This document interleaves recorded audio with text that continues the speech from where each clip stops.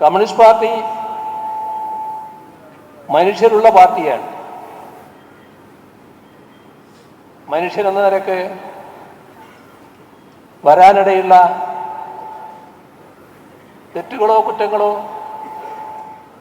ആർക്കും വന്നു ചേരാം. പ്രശ്നം ഒരു പാർട്ടി എന്ന നിലക്ക് അതിനോട് സ്വീകരിക്കുന്ന സമീപനത്തിലാണ്. അവിടെയാണ് കമ്മ്യൂണിസ്റ്റ് പാർട്ടി വേറിട്ട് നിൽക്കുന്നത്. ഒരു ഘട്ടത്തിലും അത്തരം തെറ്റുകളെ, ചെയ്ത കുറ്റങ്ങളെ ഏതെങ്കിലും തരത്തിൽ മൂടിവെക്കാനോ ചെയ്തയാളെ സംരക്ഷിക്കാനോ പാർട്ടി മെനക്കെടാറില്ല. കൃത്യമായ നിലപാട് സ്വീകരിച്ചുകൊണ്ടാണ് പാർട്ടി മുന്നോട്ട് പോകുന്നത്. അതും കമ്മ്യൂണിസ്റ്റ് പാർട്ടിയുടെ ശുദ്ധി നിലനിർത്തുന്നതിൽ ഏറ്റവും പ്രധാന ഘടകമാണ്.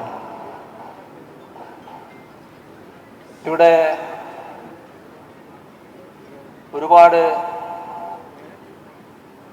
രാഷ്ട്രീയ പ്രശ്നങ്ങൾ നിറഞ്ഞു നിൽക്കുന്നൊരു ഘട്ടത്തിലാണ് നമ്മുടെ ഈ യോഗം ചേരുന്നത്.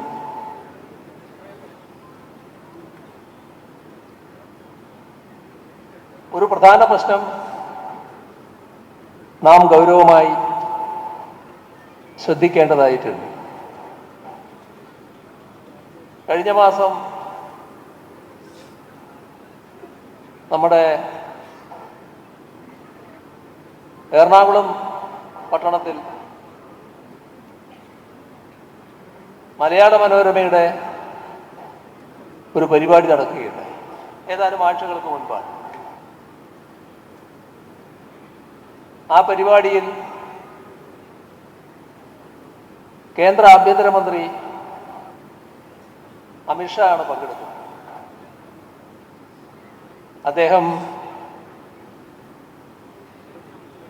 സാധാരണഗതിയിൽ കടന്നു ചെല്ലേണ്ടതില്ലാത്ത ഒരു ഭാഗത്തേക്ക് കടന്നു ചെന്നു. അത് മലയാള മനോരമ സംഘടിപ്പിച്ച പരിപാടിയാണ്. അതിൻ്റെ ഭാഗമായുള്ള കാര്യങ്ങൾ സംസാരിച്ച്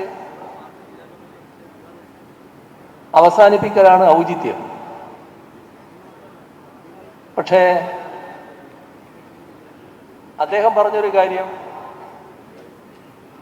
കേരളത്തിൽ ഇപ്പോൾ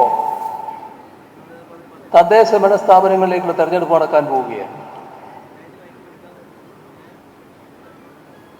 ആ തെരഞ്ഞെടുപ്പിൽ 25% വോട്ട് ഞങ്ങൾ നേടും, BJP നേടുന്നതാണ്.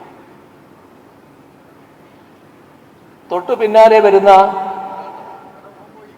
നിയമസഭാ തെരഞ്ഞെടുപ്പിൽ ഭൂരിപക്ഷം ഞങ്ങൾ നേടും. അമിത്ഷാ BJPയുടെ സമുന്നതരായ ചുരുക്കം നേതാക്കൾ ഒരാളാണ്. കേന്ദ്ര ആഭ്യന്തരമന്ത്രിയുമാണ്. അദ്ദേഹം പറഞ്ഞ കാര്യങ്ങൾ